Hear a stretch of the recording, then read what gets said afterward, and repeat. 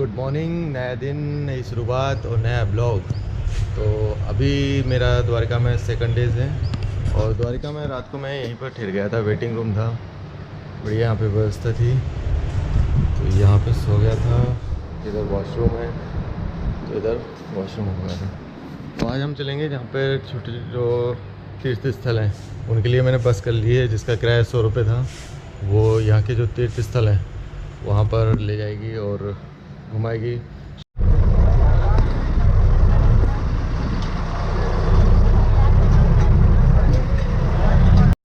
बस वाला 90 किलोमीटर आपको घुमाएगा, 4 जगह दर्शन करवाएगा।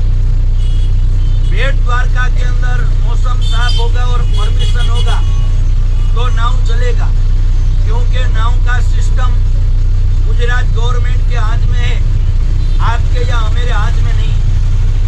दूसरा बात, बस लोकल विकल्प है। लोकल का मतलब क्या है कि ये बस के अंदर 55 लोग हैं, 5 लोग आराम से घूमेंगे, 50 लोग बस पर आ जाएंगे, 5 लोग नहीं आएंगे, 5 के पीछे 50 को दर्शन न होवे, ऐसा कोई काम हम लोग कर नहीं सकते। समय बतावे, टाइम बतावे, टाइम के साथ चलना। सबसे पहले चलेंगे हम रुक्मणी मंदिर। भगवान कृष्ण रुक्मणी का हरण करके महाराष्ट्र विदर्भ प्रदेश कोंदनियापुर गांव से द्वारका रुक्मणी को कृष्ण जी लाए। रास्ते में दुर्वासा ऋषि का आश्रम आया। आश्रम पर भोजन के लिए न्योता दिया। कहने लगे कि आप हमारे पंडित जी, आप हमारे घर भोजन के लिए चलो, खाना खाने के लिए चलो। दुर्वासा ऋषि ने कहा कि जिस रथ के अंदर ऊँगे बैल, अश्व और घोड़े जूते जाते हैं, ऐसे रथों के अंदर हम ब्राह्मण ऋषि लोग सवारी नहीं करते हैं। आपको भोजन कराने की इच्छा है तो रथ में से घोड़ों को निकालो, घोड़ों की जगह कृष्ण और रुक्मणी रथ को खींचो और वो रथ खींचते खींचते द्वारका ले चलो। हम आपके घर भोजन के लिए तैयार है। बीच रास्ते में रथ आया, रुक्मणी को प्यास लगी, चरण में से कृष्ण जी ने गंगा को निकाला, रुक्मणी को पानी पिलाया। कृष्ण जी ने पानी पिया, रुक्मणी ने पानी पिया। भूल और गलती ये हो गया कि जिसको इनवाइट किया, न्योता दिया, वो दुर्वासा को नहीं पूछा कि आपको पानी पीना है कि नहीं पीना है। क्रोध की मूर्ति दुर्वासा ने श्राप दिया कि आज से आप पति पत्नी का 12 साल का जुदाई के कारण कृष्ण द्वारका शहर में और रानी रुक्मणी अकेली जंगल में। आगे रुक्मणी का मंदिर, गाड़ी 20 मिनट वहाँ रुकेगा। फूल माला चढ़ाने का महिमा है, फूल माला चढ़ेगा, 20 मिनट के अंदर दर्शन करके बस पर वापस आ जाना। यहाँ सब जगह एक सिस्टम है, करो दर्शन, दो पैसा, हाथ जोड़ो और बस पर आ जाओ। बोल कृष्ण भगवान की जय।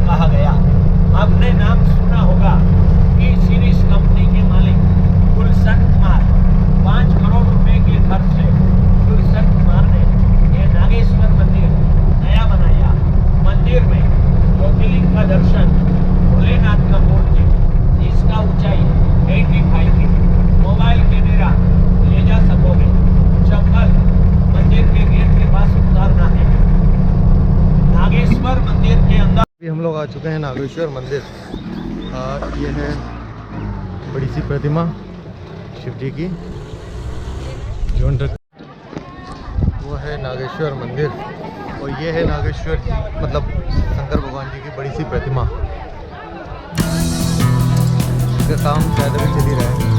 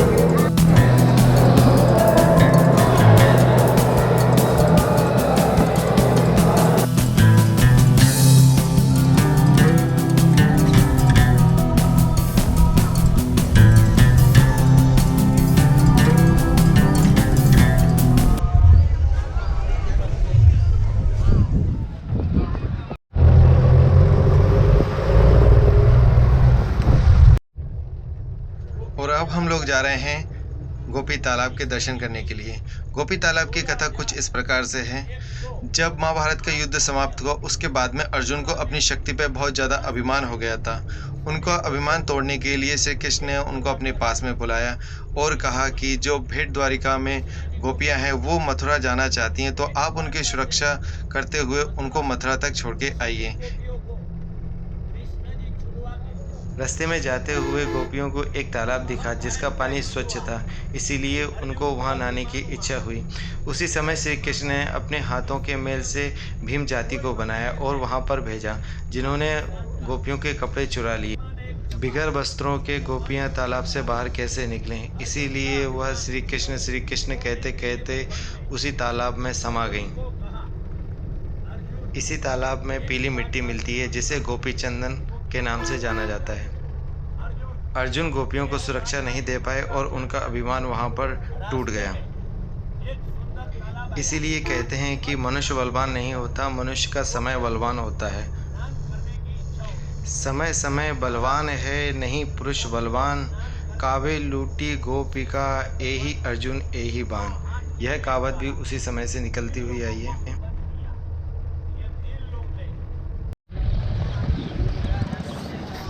तो यह है गोपी तालाब जाने का रास्ता। मछलियों का दाना 10 रुपये में। होटल्स वगैरह हैं।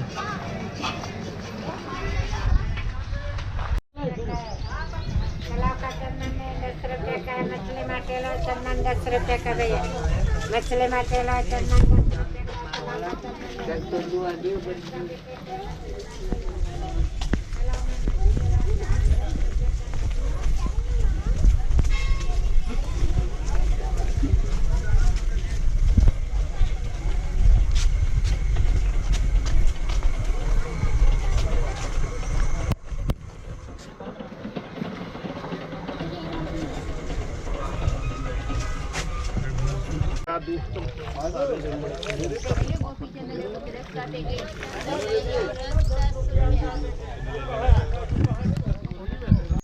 यहाँ पर गोपी चंदन मिल जाएगा जो 10 रुपए का, काफी सारा 10 रुपए का।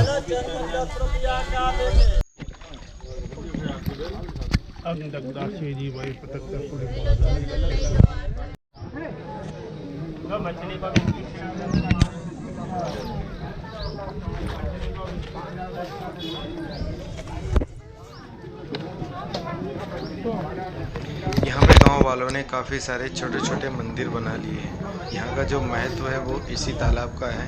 यहाँ पर आइए, इसमें नमस्कार कीजिए और इसे धोख देते हुए मन में हरे कृष्णा करते हुए आगे बढ़ते रहिए।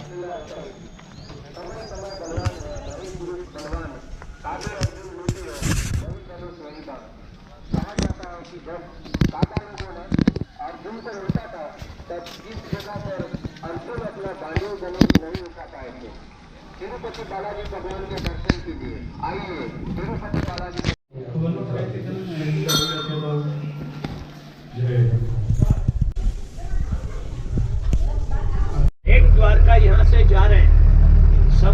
के बीच में आने जाने का कोई रास्ता नहीं। 24 किलोमीटर का टापू। गुजरात के लोग टापू को, आइलैंड को भेट द्वारका कहते हैं। ओरिजिनल सच्चा नाम भेट द्वारिका। कृष्ण सुदामा का भेंट हुआ, मिलन हुआ। सुदामा ने कृष्ण को चावल का भेंट किया, इसीलिए इसको भेट द्वारका के नाम से जाना जाता है। सुदामा जी पोरबंदर से कृष्ण को मिलने के लिए द्वारका में आए। सोने के महल के अंदर सुदामा के भगवान ने चरण धोए, बिठाकर भोजन कराया। सुदामा ने कृष्ण को 3 मुट्ठी चावल भेंट दिया, तो भगवान ने खाए। पहली मुट्ठी खाई, सुदामा के अन्न के भंडार भर दिए। दूसरी मुट्ठी खाई, झोपड़ी की जगह महल बन गया।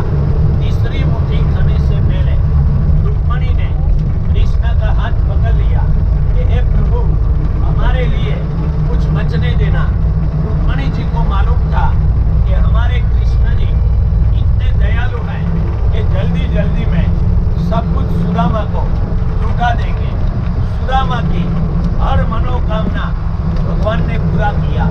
यहाँ दूर दूर से आप जैसे भक्त लोग आते हैं, उसकी हर मनोकामना द्वारिकाधीश अवश्य पूरी करते हैं, कि भगवान कृष्ण दया के सागर है। भेट द्वारका के अंदर कृष्ण जी की मेन मूर्ति माता रुक्मणी ने अपने हाथ से बनाई, जो मूर्ति में राजस्थान की मीराबाई भेट द्वारका की मेन मूर्ति में समा गई। भेट द्वारका कृष्ण जी का रहने का घर, गोमती द्वारका भगवान का ऑफिस, दोनों जगह का दर्शन समान है, कोई अंतर नहीं है। भेट द्वारका 400 साल पुराना है, गोमती द्वारका 5200 साल पुराना है। भेट द्वारका का मंदिर का निर्माण राजा लोग ने भगवान की यादगिरी के रूप में करवाया। ज्यादा यात्री भेट द्वारका जाते हैं कि समुद्र में स्टीमर बोट में बैठकर समुद्र पार करके जाने का बड़ा आनंद आता है, इसलिए ज्यादा यात्री भेट द्वारिका जाते हैं। भेट द्वारका में कृष्ण जी अपनी रानियों के साथ रहते थे, और गोमती द्वारका भगवान की कचहरी ऑफिस। भेट द्वारका के अंदर टोटल 10,000 लोग रहते हैं, जिसमें सभी बोट मछली पकड़ने का काम कर रही है। ये हिंदुस्तान का आखिरी कोना ओखा बंदर का मछली मारने का कारोबार।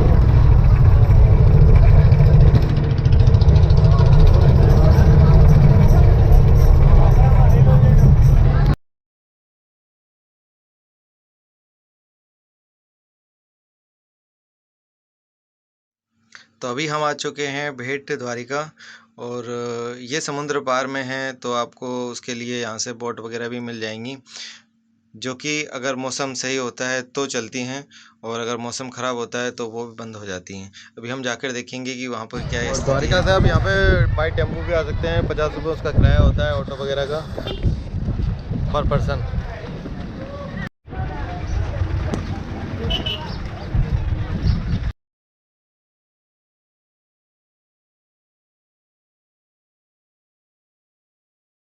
तो भेट द्वारिका जाने के लिए आपको इस समुद्र से पार देख रहे होंगे, एक टापू सा दिखाई दे रहा है। ये जो लाइन सी दिख रही है, ये पूरा टापू है। यहाँ पर आपको बाय बोट जाना होता है। बोट का जो किराया होता है वो 20 रुपये होता है पर पर्सन, और अगर आप अपनी पर्सनल खुद की करके ले जाते हैं तो 5,000 रुपये वो लेते हैं, जो आपको भेट द्वारिका पहुँचा देते हैं। अब कुछ दिनों बाद में यहाँ से रोड से भी जाया जा सकता है। यहाँ पर ये पुल देख रहे हैं आप, ये बनाया जा रहा है, लगभग आधा बन चुका है और आधा बनना बाकी है। तो अब बाय रोड भी यहाँ से आप जा सकते हैं। बस वालों का फ़ायदा हो गया, नहीं तो उनको 2-2.5 घंटे वेट करना होता। अभी ये वोट बंद है तो फिर इस वजह से कोई जा नहीं पाएगा वहाँ पे लगभग आधे घंटे में। बस निकल जाएगी यहाँ से, तो बस के ओर हम जा रहे हैं।